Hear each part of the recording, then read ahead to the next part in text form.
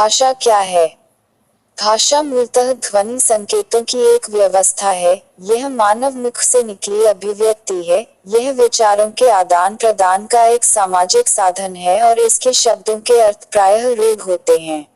भाषा अभिव्यक्ति का एक ऐसा समर्थ साधन है जिसके द्वारा मनुष्य अपने विचारों को दूसरों पर प्रकट कर सकता है और दूसरों के विचार जान सकता है।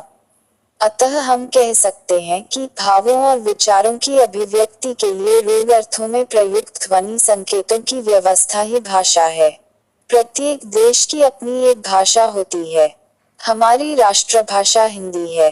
संसार में अनेक भाषाएं हैं, जैसे हिंदी, संस्कृत, अंग्रेजी, बंगला, गुजराती, पंजाबी, उर्दू, तेलुगु, मलयालम, कन्नड़, फ्रेंच, चीनी, जर्मन इत्यादि। भाषा के प्रकार। भाषा दो प्रकार की होती है। 1. मौखिक भाषा। 2.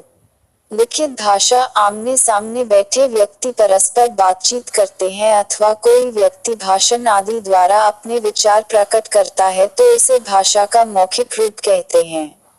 जब व्यक्ति किसी दूर बैठे व्यक्ति को पत्र द्वारा अथवा पुस्तकों एवं पत्र पत्रिकाओं में लेख द्वारा अपने विचार प्रकट करता है तब इसे भाषा का लिखित रूप कहते हैं।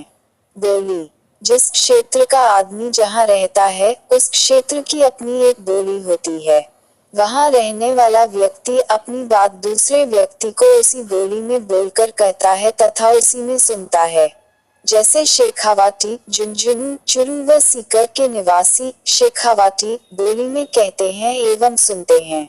इसी प्रकार कोटा और बूंदी क्षेत्र के निवासी हाड़ौती में, अलवर क्षेत्र के निवासी मेवाती में, जयपुर क्षेत्र के निवासी ढूंढाड़ी में, मेवाड़ के निवासी मेवाड़ी में तथा जोधपुर, बीकानेर और नागौर क्षेत्रों के निवासी मारवाड़ी में अपनी बात दूसरे व्यक्ति को बोलकर कहते हैं तथा दूसरे व्यक्ति की बात सुनकर समझते हैं।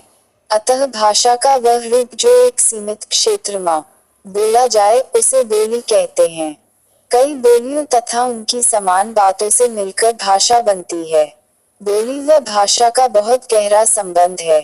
भाषा का क्षेत्रीय रूप बोली कहलाता है, अर्थात देश के विभिन्न भागों में बोली जाने वाली भाषा बोली कहलाती है और किसी भी क्षेत्रीय बोली का लिखित रूप में स्थिर साहित्य वहाँ की भाषा कहलाता है। व्याकरण।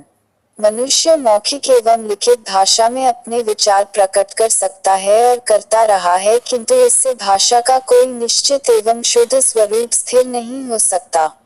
भाषा के शुद्ध और स्थायी रूप को निश्चित करने के लिए नियमबद्ध योजना की आवश्यकता होती है और उस नियमबद्ध योजना को हम व्याकरण कहते हैं। परिभाषा।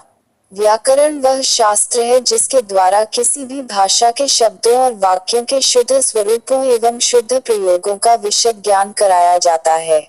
भाषा और व्याकरण का संबंध। कोई भी मनुष्य शुद्ध भाषा का पूर्ण ज्ञान व्याकरण के बिना प्राप्त नहीं कर सकता। अतः भाषा और व्याकरण का घनिष्ठ संबंध है। व्याकरण भाषा में उच्चारण, शब्द प्रयोग, वाक्य गठन तथा अर्थों के प्रयोग के रूप को निश्चित करता है। व्याकरण के विभाग। व्याकरण के 4 अंग निर्धारित किए गए हैं। 1. वर्ण विचार। इसमें वर्णों के आकार, भेद, उच्चारण और उनके मिलाने की विधि बताई जाती है। 2. शब्द विचार। इसमें शब्दों के भेद, रूप, व्युत्पत्ति आदि का वर्णन किया जाता है। 3. पद विचार। इसमें पद तथा उसके भेदों का वर्णन किया जाता है। 4. वाक्य विचार। इसमें वाक्यों के भेद, वाक्य बनाने और अलग करने की विधि तथा विराम चिन्हों का वर्णन किया जाता है। लिपि। किसी भी भाषा के लिखने की विधि को लिपि कहते हैं। हिंदी और संस्कृत भाषा की लिपि का नाम देवनागरी है।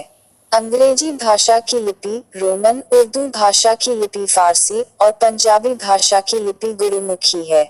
देवनागरी लिपि की निम्न विशेषताएं हैं। यह बाएं से दाएं लिखी जाती है।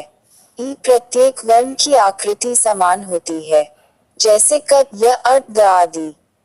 उच्चारण के अनुरूप लिखी जाती है, अर्थात जैसे बोली जाती है वैसी लिखी जाती है। साहित्य ज्ञान राशि का संचित कोश ही साहित्य है। साहित्य ही किसी भी देश, जाति और वर्ग को जीवंत रखने का, उसके अतीत रूपों को दर्शाने का एकमात्र साक्ष्य होता है। यह मानव की अनुभूति के विभिन्न पक्षों को स्पष्ट करता है और पाठकों एवं श्रोताओं के हृदय में एक अलौकिक, अनिर्वचनीय आनंद की अनुभूति उत्पन्न करता है।